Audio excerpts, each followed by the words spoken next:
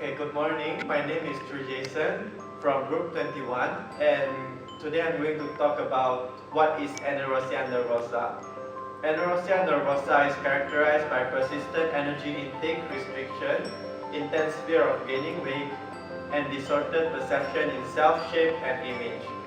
For some people, restricting their food and weight can be a way of controlling areas of life that feel out of their control, and their body image can come to define their sense of self-worth.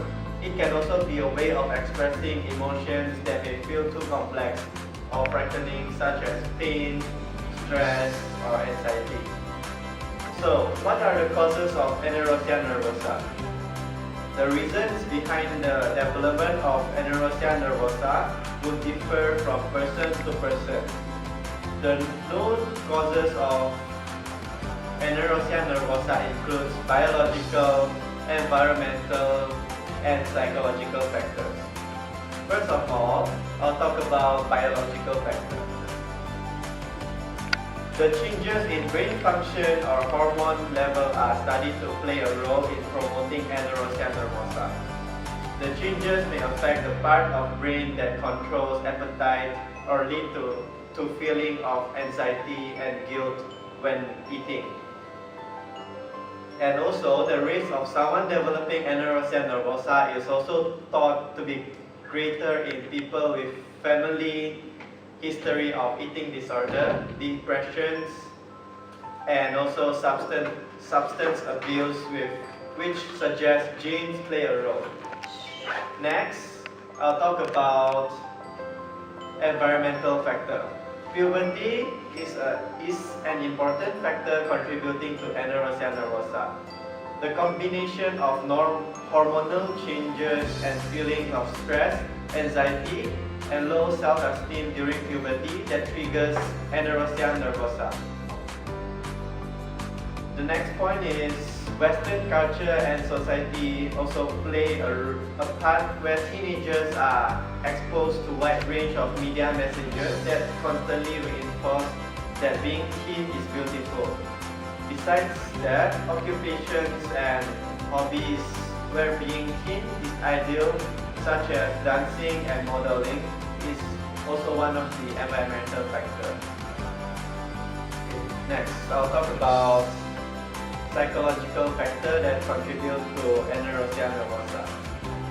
Many people who develop anorexia nervosa share certain behavioral traits that may make them more likely to develop the condition. For example, tendency towards depression or anxiety, stress management difficulty, and also perfectionism and history of sexual abuse, and maybe unwanted thoughts, images, and urges that compel them to perform certain acts. Okay, now I'm going to talk about the symptoms of anorexia nervosa. Anorexia nervosa may affect many parts of our body. First of all, it will affect our brain. And anorexic, they can't think right, and they have fear of gaining weight, and they have bad memory.